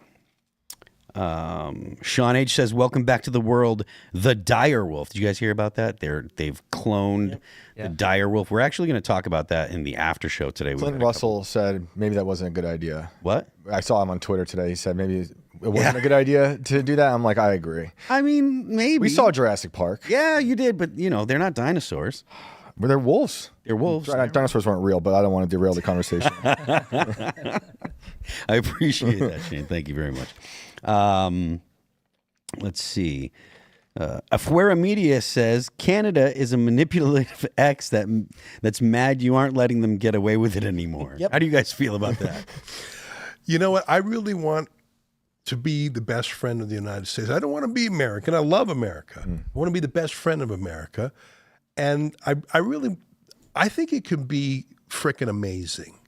I just hope this passes. Is that okay to say? Am I too Pollyannish here? I mean, I personally, I agree. I don't want to have animosity with our, largest trading partner. And I know we got to fix things. We got to fix our military. That's any Canadian should be ashamed of that. In World War II, we were right next to you. You had Omaha Beach and Utah Beach. Yep. We were there in You guys were Juneau dying Beach. right along with the Americans. We were there. Yep. We had the third largest Navy in the world at the end of Second World War. I know that's hard to believe. We were there. We were there in Korea. We were there in Afghanistan. But we're not lifting our load. And I say this without Donald Trump's prompting. I think we got to be a serious country again. We're not right now. And maybe Donald Trump shines a light on our weaknesses in a way that prickles people. He does. My God, he can find your weakness in a second and zero in on it. But sometimes, though, you need to hear your critics. I'm not saying everything Trump says about Canada is right. I don't think he's right when he says we're nasty. But there are some flaws we have to fix, and Chris listed some of them. I just hope we get past that. I think it's the fact that you guys haven't won a Stanley Cup in so long. I think you're cranky because you haven't won a Stanley Cup in a really long time, and hockey is such a big part of the country There over you there. go. Let's see. Michael O. Pinkerton says, Israel's been making a fortune on the tariffs. They charge us to sell them weapons. Can anyone confirm or deny that? I don't know if that's true or not, because the United States does give a lot of weapons to Israel. We buy all our drones from China. Well, yeah, that's because very concerning. American because of the drones FAA. coming from China? Yeah, because the FAA, it's because of regulation. The United You mean States, like the Our civilian military's drones. yes, civilian drones. Oh, I thought it was military drones too. One of the speeches I saw about I this don't think guy they'd saying. allow that. Yeah, I don't. I Think thought I saw someone talk about, maybe it was Eric Prince, I forget who it was, talking about how it's obviously a security issue. It's terrifying. It was true. Let's look that up. I don't think so. I will say that they definitely are getting the chips that go in them from Taiwan. Yeah, and they're not. Yeah. Chips are already an issue. Yeah. So, which is, that's an issue that we've actually talked about. Whether or not people believe that, the Trump tariffs are going to bring, the industrial capacity back to the United States, it's really important for the United States to have the ability to make the semiconductors that we need for our military here in the United States, because right now, and COVID, really showed us we can't rely on China for the things that our country needs. 90% of the world's medicines, pills, Yes. vitamins, supplements are made in China. That seems like a bit of a security lapse, too. Terrible idea. Exactly. Let's see. Let's see. Mr. Barefoot Blue Jean says Carney is Trudeau's cousin family. Carney gave $1 billion to Jake Kirchner. Carney's friends with Ghislaine Maxwell. Trump endorses Carney. Wonder why no Epstein files. I'm not sure that Trump endorsed Carney.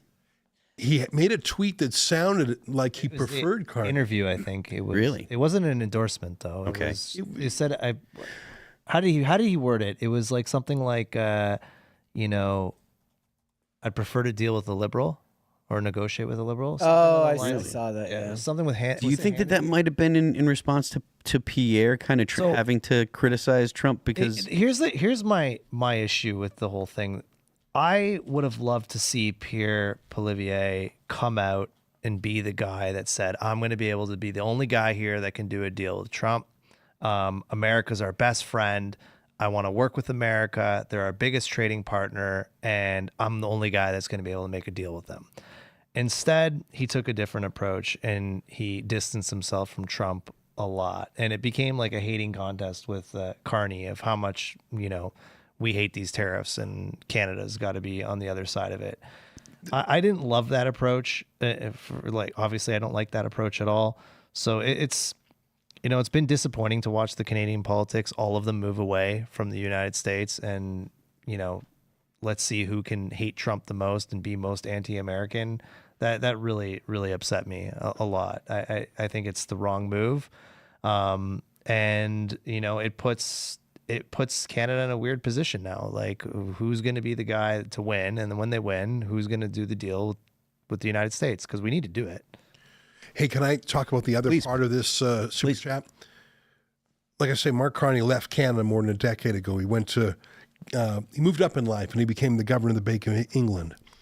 While he was over there, he hung out with Ghislaine Maxwell. There's photos of him and his wife hanging out with Maxwell. You know what I'm talking about, Epstein's sex trafficker. Mm-hmm. And then while he's over there, Mark Carney, now the Canadian Prime Minister, Epstein's client, Prince Andrew, throws a lavish party for Mark Carney at Buckingham Palace and picks up the tab. What the hell's that all about? And then the last piece, I mean, once is an oddity, twice is, a concern. Third fact, Mark Carney's wife, her family is in Epstein's black book. Now, one of these things you might be able to explain away, too, is a raised eyebrow. What the hell is going on? Mm-hmm. I mean, he's operating. I don't have any evidence beyond that, but I think the lad has some explaining to do. I mean, I would imagine so. The hell's his wife's family doing in Epstein's black book? I don't know. I mean, obviously we have... When are we getting those files anyways? Is that supposed to come out? What's Pam Bondi doing? That's exactly what the Super Chat was asking. Yeah. We're going to do some of the Rumble rants now.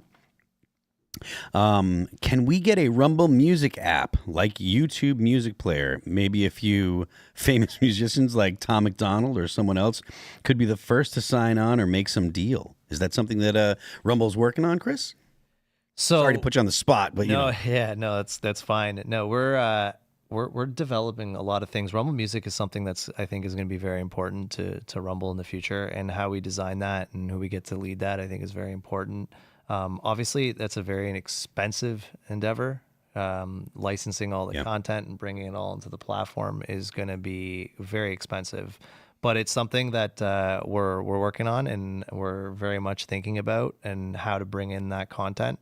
And I hope to have something this year on that front. Not a separate app per se, but at least start driving the content and the music content on Rumble, because that will be, I think, very important for any platform that's competing against YouTube to have that. That's a lot of YouTube's consumption right now. So, it's something that would be very, very good to have. All right. Billdozer74 says, as a small creator, I just want to say thanks to Chris for the Rumble Creator Program. I'm hosting episode 89 of my show tonight, and I'm extremely proud to be part of the free speech movement.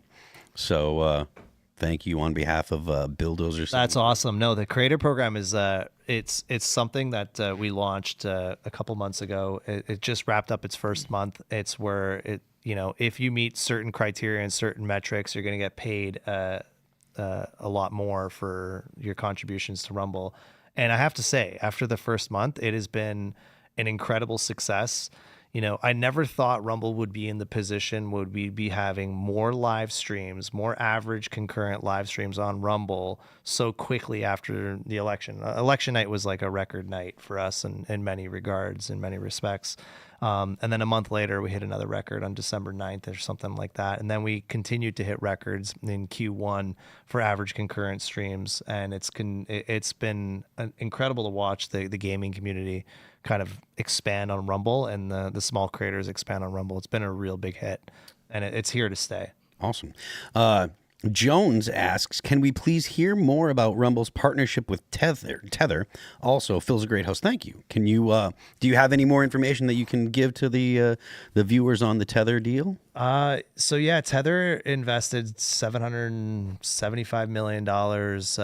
We closed that deal in February of just a couple months ago, February of this year. The reason why I think the Tether deal is so important. Tether is, if you're not familiar, they are probably, from what I understand, make the most profit of any company per employee in the world. They did $13.7 billion in profit, not revenue, but profit. That's more profit than Oracle and Tesla combined. That's how big they are. They're one of the largest shareholders of Rumble now.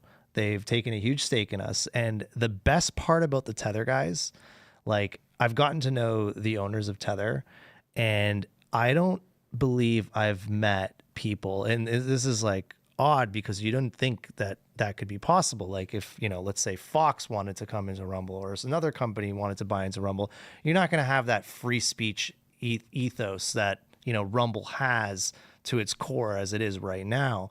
But the Tether guys, these guys are so next level free speech and so for it. It was the perfect marriage for, what we believe in. And the best part about them, though, I would say that's the best part, but the second best part about them is how ambitious they are to take on Google and take Rumble to really take on Google across all the product suites. So they're not just looking for Rumble to beat YouTube. They want us to beat Google on the cloud side. They want us to have an email product. They want us to have a browser product. Wow, and let's be honest, they have deep pockets too. And when they have that kind of ambition, things can get pretty real. And we did capitalize with them, so we put a lot of money on the balance sheet. And these are things that we're planning out now. All these we really want to face Google on the ecosystem front, not just on the single side of the YouTube front. Our product with Rumble has come leaps and bounds over the last couple of years, and it's going to continue to improve. So the investments now that we're really looking to make are in our product, in the people at Rumble, in the product, so we can have something better than YouTube, have something better than Google Cloud, have something, launch other things, the advertising center to compete against Google Ads. So having them as partners has really unleashed us in a way that we haven't before. So I'm super pumped about it. It's probably the most exciting thing that's happened to Rumble in its history. That's awesome. Is having them as our partners. So I hope that answers the question. Yeah, congratulations. Carlos Y says, Ezra, are you on team Alberta autonomy, independence, or statehood, assuming Carney wins? Wow. Ooh. So Alberta is, like I say, the Texas of Canada. It's where all those oil sands I was talking about are. Boy, if Carney wins again, he's going to be brutal. I told you about some of the things he did before he came back to Canada a few weeks ago. He was the co-chair of something called the Glasgow Alliance for Net Zero. You know what net zero means? Stop using carbon. Keep the oil in the ground. Keep the coal in the ground. Don't drive. Don't fly. You'll own nothing and you'll be happy. Oh, I didn't mention, he was a board member of the World Economic Forum, this Mark Carney. He is the most dangerous prime minister we have had. There's been bad prime ministers, but this guy, it's like he's a supervillain. And I am afraid he will so torment Alberta. He will take net zero seriously. He will demonize Alberta because he never gets votes from it. And I think he just might drive Alberta out. In Canada, there was two referendums on Quebec separatism. The last one came within 0.5% of winning. Was it that close? 49.5%. How long ago was that? Was it 10 years ago? About 30 years ago. Oh, okay. But here's what happened. The Parliament passed something called the Clarity Act, and the Supreme Court reviewed it. In America, some states seceded. That caused a civil war. Yep. In Canada, it is legal to separate as long as you have a clear question with a clear result. So, to answer your viewer's question, if Mark Carney does to Alberta what I fear he will, if Alberta simply calls a referendum, I think there is a real chance that Albertans would say, we're out of here. And frankly, if Alberta went, so would Saskatchewan. And it would be a domino effect. Boy, that would be tough. But maybe, I don't want to take a stand now because I want to hope for the best. But Mark Carney might wind up granting Donald Trump his wish. Oh, please no. I just to add, I think the premier of Alberta is the best politician in Canada that Canada has right now. I think she's great. But I'm gonna say what Ezra. I think what you said is right. I think that if Carney wins and he does those things. So, is it your sense that Carney would actually take retribution on Alberta for not, because back in 80 when Ronald Reagan was elected, there were only 2 states that he didn't get, and Massachusetts was one of them, and that's the state that I'm from. And there were a lot of people that felt like the Reagan administration did what it could to punish Massachusetts It wasn't anything that you would notice unless you were from Massachusetts. But there were some military bases that got closed and did some things that can economically hurt the state. Fort Devens being one, Westover Air Force Base. They went from being fully active to being reserve bases, and so the number of people on the base dwindled, and so that meant the economies of the surrounding towns, felt the hit and stuff. Is it your sense that he would retaliate against Alberta should he lose? He wouldn't call it retaliation. Sure. He would call it net zero. Yeah. Net zero is so insane. Yeah. By the way, if every human being stopped using energy, it would not change the world's temperature. Yep. Even the United Nations, their framework convention on climate change, the Earth has been very slowly warming for 10,000 years since we emerged from the last ice age. Yep. And it is very slightly warming. There's nothing we did to start it, nothing we can do to stop it. So people who say, and here's what's so dangerous about Carney, is he has not sold his Brookfield assets. Mm. So he's invested in all these companies that are at odds with Canada, and especially at odds with this oil sands I mentioned earlier. That's the place, 170 billion barrels of oil. China has been sniffing around the oil sands. China would love those oil sands, or at least to deprive America of them. Sure. And Carney is like that with Xi Jinping. I tell you, you want to talk about a national security threat to the United States of America. Imagine having a Xi Jinping asset. You think I'm talking crazy talk? Yesterday, Canada's election integrity monitor said that the government of China was doing pro-Carney propaganda using the app called WeChat that millions of Chinese Canadians use. I don't know if you heard of WeChat. WeChat is in Canada. Oh, big time. Oh. That's where a lot of Chinese Canadians get their news. And that is being used to push Mark Carney. Sure. What more proof do you need? There was a candidate running for Mark Carney in the city of Markham. He says, in a press conference at Chinese media, he says, my opponent, Zhou Tai, is wanted back in China. There's $1 million bounty for him. If you catch him and turn him into the consulate, you'll get the money. He says it 3 times. What the hell? He was dropped, and they bring in a replacement Chinese Canadian who, it turns out, was singing songs of praise to communist China. CSIS, our version of your CIA, found that there were 11 districts in Canada where the Chinese Communist Party interfered and meddled. I mentioned earlier, 400,000 people registered to vote for Carney, only 150,000 did in the end. Are you telling me that the Chinese Communist Party wouldn't be able to hack an online vote to select the leader of the country? I don't have evidence that they did, but I want to know who these 250,000 who were disqualified. Yeah. We've got ourselves a 5-alarm fire in terms of national security in Canada. Yeah. I didn't realize how close the ties were with Carney and China. Oh, my God. And we don't even know all of it. Yeah. We don't imagine if Brookfield was like a mini BlackRock. Imagine if Larry Fink one day installed himself as your president. He has not won a single election in Canada. Foreign nationals were allowed to vote. He's like an oligarch collecting countries. And you might say, oh, that's overheated language. Is it really? This guy only came back to Canada a few weeks ago. Wow. That's wild. When's the next election? April 28th. Okay. How's that? 3 weeks from today. Who's the other guy's conservative candidate named Pierre Polyev.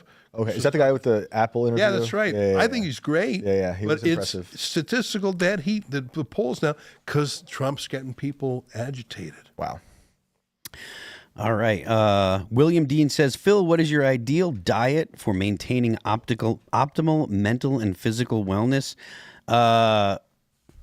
Honestly, like eat clean, high protein, low carbs, or at least lay off the sugar, complex carbs.